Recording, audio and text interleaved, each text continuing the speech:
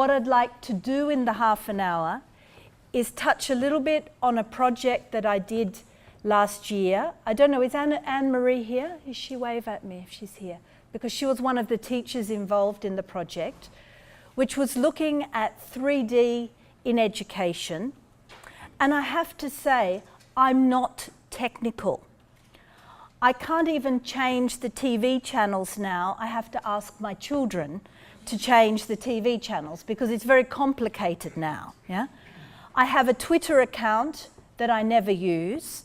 I have a Facebook that I never use.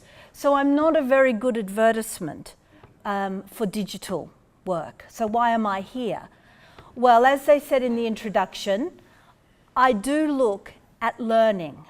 I'm very interested in learning. I run schools as well as being a professor, and that's because when people say, "What's my job?" I say, "Teacher," because I'm interested in learning. So I'm going to focus on learning. As I said, I will tell you the results on learning from a project around 3D, but I'll also finish by asking some questions about why is it very slow to get innovations that improve learning into schools, because that's the very practical problem I deal with on a day-to-day basis. I say I'm the boss of these 172 schools. Why can't they change more quickly? So I'll ask some of those questions. I want to start by telling you a story. One of the countries that was involved in the research was Turkey. And the schools in Turkey are actually very technically advanced. They were a real surprise to me when I went down there because they're more advanced than most European schools, a long way, right? So that was the first surprise. And I presented to a group of parents because the parents were very worried about doing this 3D project with children.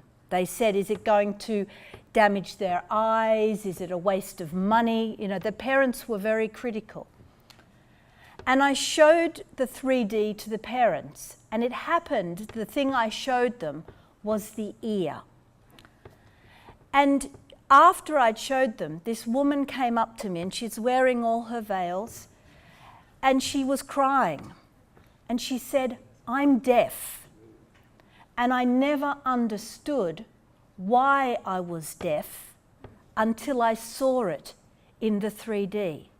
And now I've seen it, I understand. And this makes such a difference." Now that value of seeing something, because what you could see in the 3D was not just the shape and structure of the ear like this. You could see the sound entering. You could see the reaction of the sound waves on the structure of the ear. You could see the way the brain transfers that message and why we hear. And you could see all of that and understand it completely in just a few minutes. Something that woman had not understood her whole life. So the value comes from the visual. But I want to put it in context, and the previous speaker explained very well the context of young people. But for them, 3D, three-dimensional learning, is not something strange. All the children had been to 3D movies. Most had been to many 3D movies. The 3D revolution in cinema had occurred. Now this is just showing the growth of 3D in the years following it. Now these are not in years, they're in quarters, because a year is a long time in the digital world. So people involved in the industry don't measure in years, they measure in 3 months. And so what you're seeing is the growth since 2006, but in 3-month intervals across the time, in 3-dimensional capacity in cinemas. Okay, so you see this very rapid increase. In part, it was due to an artwork. the creation of a movie that was exciting enough to need 3D. So an artwork stimulated this start of a generation. But let's come back to what I'm talking about, because as I said, I'm not interested in technology. I'm interested in learning. Now, while we saw the technology grow very, very rapidly, what we see is that the change in learning is pretty much the same. We've spent double the amount on education in real terms than we spent in the 1970s, and yet the results have hardly changed. In some countries, such as Austria, the results have actually got worse in that time, despite spending twice as much money. If you look at these lines, and these lines are from a group of schools in Boston, but if we looked at my group of schools, or most schools in Austria, the lines would be the same. Girls, the top line, shown in blue, the girls actually continue to perform better than the boys. The boys, shown in the red line, continue to fall behind. Children with special education needs, children from low-income families, children who have not got the first language of the place, continue to do badly. So my interest is not in the technology. My interest is in those children who are below that blue line. Now, I want to make an argument here. And I want to use the analogy of a doctor's surgery, okay? Because often I hear ministers of education, and I talk to a lot of ministers of education, and they all sound much the same. And they all say the problem is the teachers are not good enough, okay? The teachers are not good enough. Now, if we take our minds now to the doctor's room, the doctor's surgery, we don't assume that doctors have become much better individuals than they were 100 years ago. But they're a lot better at making us live longer and be healthy. Why are they a lot better? Not because they're better, maybe a little bit, but because their diagnostic tools and their treatments, their drugs, their technology is much, much better. Now, my argument is a simple one. There is a certain amount we can do by making our teachers better. And teachers should be as good as they can be. But I've seen teachers all around the world, and most teachers I meet want to do a very good job and work hard to do a very good job. But not always do they have very good diagnostic tools or very good medicines to help the children who have problems. So it's in that context that I want to try and talk today. And I've used these images to show the contrast. Notice the doctor's not really present, okay? This is actually an example of how we can affect people's perception by changing things. In an experiment, there was a car park where people drove too fast into the car park. I've just been on holiday in Italy, and everybody drives like crazy in Italy, right?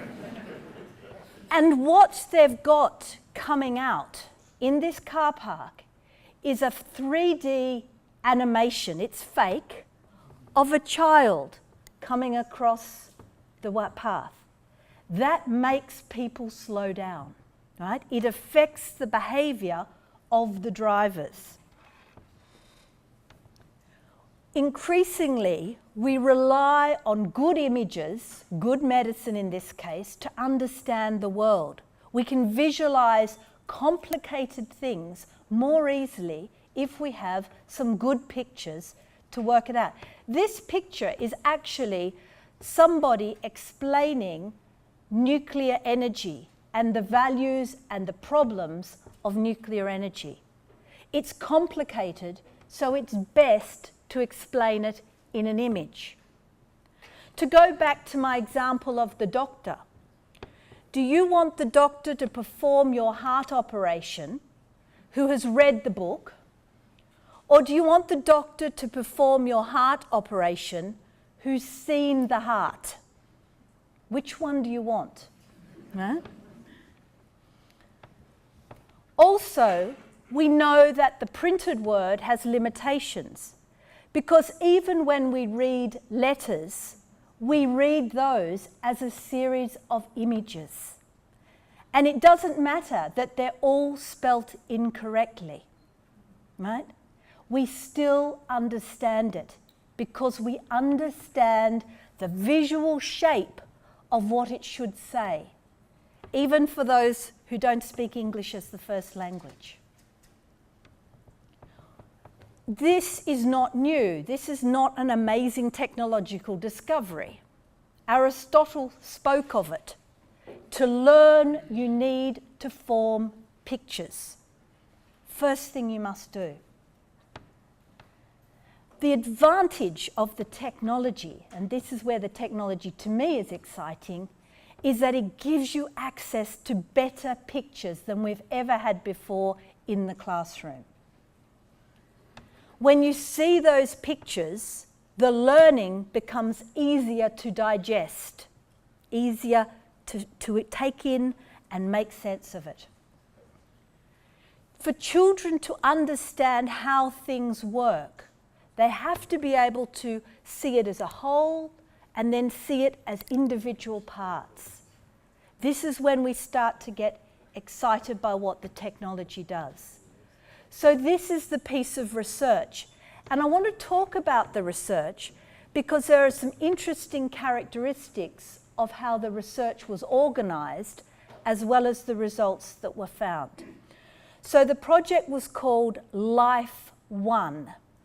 Life standing for Learning in Future Education. It had the number 1 after it because when you start with 1, it assumes something's going to follow it, right? So I didn't want it to stop. So I said, okay, we'll call this Life 1. And then somebody can do Life 2. I don't mind who, okay? But it's starting to put it together. It was like a virus because we started with 6 countries who were the official countries involved, but very quickly unofficial countries joined in the research. Can we use the method? Can we do this research as well? Yeah, sure. Also, interestingly, the research didn't really have a budget. It didn't really have money. And I'll explain how we were able to do a very large, multinational research without a budget. What were the goals? The goal was very simple. Does 3D help learning? Yes or no? Okay? No fancy goals. Very straightforward, right? Because if it doesn't help learning, don't worry about putting it in a classroom, okay? So what were we looking at? We needed research evidence because if we're going to spend money on something in the future, we should base it on something realistic, okay? We also wanted to see not just does it help learning, but does it really help learning by improving the conversations that happen in a classroom and by improving the pedagogy of the teacher, making the teacher better. So what did we do? Usual thing. Chose some schools. We chose schools in big cities. We chose schools in country towns. We chose schools with lots of technology. We chose schools without any technology, okay? It was a traditional scientific research. So we pre-tested, we implemented, and we post-tested, okay? Nothing very exciting there. This is the secret of how we did it for free. Because something very unusual happened. Companies that are normally the competitors with one another got interested and said, actually, we'll all give you something towards this research. We'll give you the glasses, we'll give you the projector, we'll give you the laptop. So we didn't need money. And I use this idea of like a picnic. If you go on a picnic, you know what's the German word for picnic? Same, yay! Spoke German, okay. If you go on a picnic, you don't need to bring everything, because if everybody comes with something, before you know, you have this big feast. And I don't know of any other study where everybody who normally disagree with each other comes around a table, but they all did, okay, which I think is a good thing to start with. Let's understand the children in the research. First of all, 90% of them, more than 90%, had their own computer. And that was consistent across all of the countries, right? So you would assume maybe the German children had a lot more than the Turkish children. No, they were all the same, okay? They all had at least one mobile phone. And what was interesting, most had more than one. And that was because they had one that is the one they use for their parents, and then they have at least one that they don't use with their parents, yeah? They all had, or many had, handheld games, and most of them had seen 3 or more 3D movies. So the idea, well, maybe this has an impact because it's something new and sexy for the children, wasn't true. For them it was common, okay? Interestingly, we tested and asked the children about how they learn the best, right? 85% of the pupils said they learn through looking, right, through visual. Only 15% learn anything from listening, right? But think of what happens in a classroom, right? Mainly what I'm doing now, blah, blah, blah, blah, blah, blah, blah, blah. Only 15% of you are taking any notice of what I'm saying, right? So what happened? What happened when we did this research? Well, the first thing was something very interesting. When the children would put on the 3D glasses and look, more than a third of the class also moved their body. They would reach out.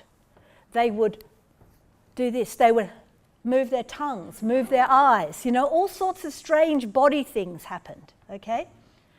Their attention and behaviour changed quite radically, right? Especially for boys, and especially for children with behaviour problems. Now remember my lines from Boston, okay? So I started to get a bit interested, all right? This was interesting. This is the one that will sell it to ministers. The test results, right? Very boring, standardised tests. The test results increased by 86% for the group doing 3D. Whereas for the control group, it only improved by 52%. Now I want to turn that into ordinary language. In the control group, they had everything the same, except they didn't have 3D. Right? Half of the children had learnt nothing after 8 weeks that they didn't know in the pre-test before it. So in other words, every day, in every country, in every lesson, half of the children are not learning anything. Right? This is serious. If I put on my hat running schools, this means that millions of pounds are being wasted because children knew the stuff before and did not learn anything new. Whereas when I put the 3D in, so I put in an additional medicine or some new technology, suddenly that went to 86% of the children had learnt something during that time. What was interesting as well, if you took the children whose results had improved, the percent of improvement had also grown. Now, I'll explain that again. So not only had they got better, but they'd got, this is not right English, so don't copy this, they had got more better, okay? It's not the way you should say it, but it's true. So the result of improvement was more, and the size of improvement was twice the size. So you start to get very interested in this because, hello, this is something interesting, right? And this is just showing that in a graphic way for one classroom. Now what's important here, and I don't know if you can see it well enough on the screen, the numbers aren't important, but here's the ordinary class where most children did not improve. In fact, the red ones got worse. So after 8 weeks of normal teaching, they knew less than they knew beforehand, right? Now, if you run schools or are involved in schools, this is not good news, right? And that was consistent across countries. It wasn't a problem just in some countries, right? And that's how it looks graphically, right? So children sitting in our classrooms every day are not learning anything, was the sad reality. The other thing that was interesting was that the children who'd learnt it visually through 3D remembered it much better.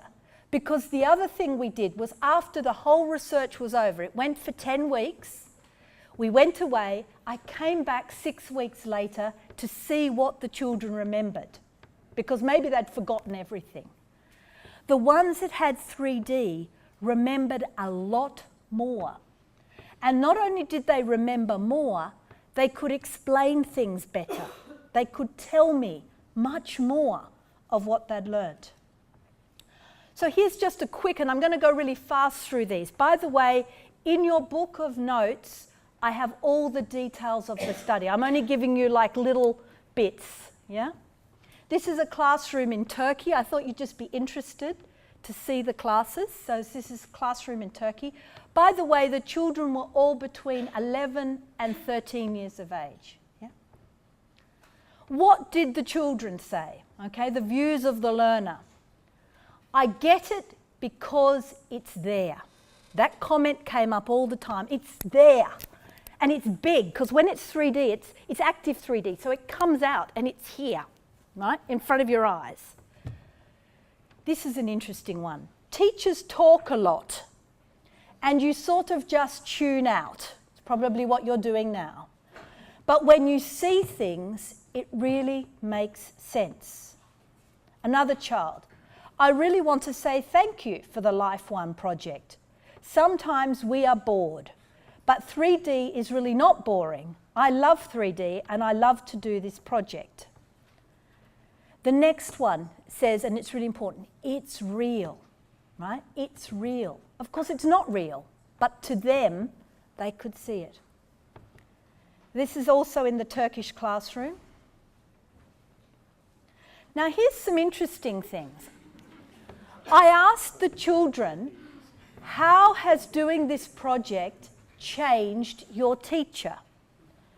And they said, the teacher was nicer. Now, there was a reason why they perceived the teacher to be nicer. When you're doing a lesson in 3D, you can't do what I'm doing now. You can't stand here because you don't see it. So at the very least, and I'm going to have to lift this for the film crew, I'm moving, got me? At the very least, if you're doing a 3D lesson, as a teacher, you have to sit here because otherwise you don't see. Suddenly, I'm one of you, okay? I'm no longer somebody who's here. And we saw all the teachers move and become part of the classroom. Now that was very different than what I've seen happen with the widespread introduction of the whiteboard or the electronic smartboard into the classes in England, which pulled the teacher back out there. This pulled the teacher in here, okay? I'll go back. Okay, so the teacher was more fun, right? Also, teachers are not very good with technology and children are really good. So the children started to take over the lessons, right? The children started to run the lessons. So what did the teachers say? I've noticed the biggest difference with the boys. The boys are getting more interested. The children are interested in learning. They understood things better. Even when they had a big class, even in one of the Dutch classes, there were 8 children with problems in the class, okay? Teachers still used traditional methods, so they didn't throw out everything they did and bring this in. They just used it as well as, okay? It fitted in very well with what they were learning. The parents, as I mentioned right at the beginning, couldn't believe it when they saw it, right? So suddenly the parents became involved. And people became interested to see what was going on. So you can see the spread of the change. I want to tell you a quick story from Paris, from the French school, and then I just want to show you, and I'm not even going to really talk about them, I'm just going to show you some slides from each country, because each country took ownership of their own research. But this is from a lesson in Paris, and they were studying the heart. This is a sheep's heart. And the teacher was a very good teacher. And what he started with is he started with a video of a man having a heart attack. Right? So you see this little video of a guy going and falling over on the road, right? Then the children had to come up with a theory. What has happened to the man? You know, and the children finally came up with, maybe he's had a heart attack. Then the teacher said, okay, what could have caused it? Have a look in your book. They researched in a book about what could cause it. Then he said, okay, come up with a theory of how you could prevent it. You know, what might be wrong with the man, you know. Then he had them cutting up sheep's hearts, right? He also had plastic models of hearts, and he also had the 3D heart. At the end of all the lesson, I said to the children, in your lesson, you actually had 3 things that were 3D. You had the real heart, you had a plastic heart, and you had the other heart, the virtual heart. Which one did you like the best? Now, I thought they would all like this real heart because there was blood and it was smelly and it was, you know, and they were cutting it up and, you know. It's exciting stuff if you're 13, right? They all said, we like the virtual heart. And I said, why? And they said, because it's more real. It's phenomenal, isn't it, with what you're saying? Okay, as I said, I won't talk. This is a Dutch school. I'll go through to the pictures. The teachers found the same thing in the Dutch school. This is a Greek school who were also trialling it. They're sharing their experiences. They found the same things. Right? So not just one. They were very high tech. That's a Greek school. This is where all their money's going, I think. Right? But the children began to create their own content in both the Dutch school and the 3D schools. So they started to make their own 3D temples and things for history. Okay? This is another English school. Right? I won't go into this, but I think we have to think about some other issues. Where do we take this now? Okay? If you like, we have a new medicine, we have a new tool, we have a new device. We're all doctors, we need to test it. We need to take it further to understand it. We need to share the experiences because the 3D became a catalyst for conversation. What was really interesting, and I write about it in the report, the children became really interested when they put their 3D glasses on, and even more interested when the conversations happened afterwards. How exciting to stimulate these conversations. I want to finish, and I know I'm really tight on time now, but what stops teachers taking this on, right? Why aren't they using it? I did a piece of research in England where I put up 20 photographs on the internet and asked teachers to choose the photograph that was most like their daily, how they felt about their job. This was it, right? This was it, right? You can relate to it. A lot of you are going, yes, I know, right? I also said choose the one of what you'd like to be, and they chose this much more creative looking guy.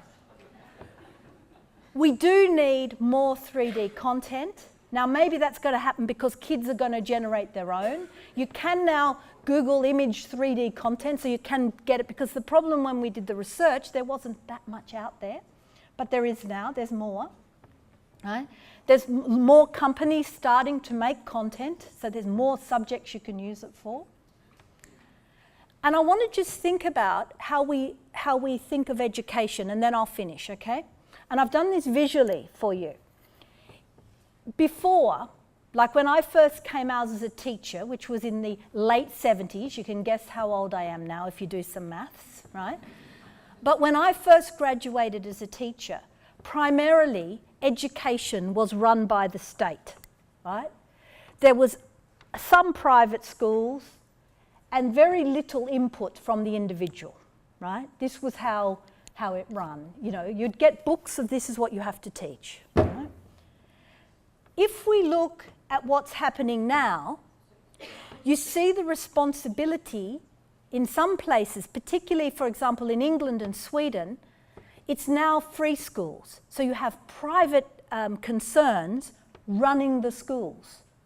You also have individual schools able to make their own profile and their own decisions. So you see this change in the educational structure. You also see a move. When I first started teaching, it was very nationally driven. It came down from the top, right? Now you see very much globally driven. So how do we work to get these things into our schools in a quite different model? These are the things that are seen to impact most greatly on whether something's successful. And one is executive support. Put simply, what's the head teacher think, or what's the school principal think of this thing? Yeah? So what do we need to get this taken on board? We need more understanding of how children use this stuff. We need to understand better the ways in which education can take on these new advances. And we need better quality medicines, if I use that word, that we can use. Don't always blame the teacher. It's about quality, and we are all looking for that better quality. I want to just finish with this statement, which is what a child said. I see what you mean. I see it. Therefore, I understand it. Thank you very much.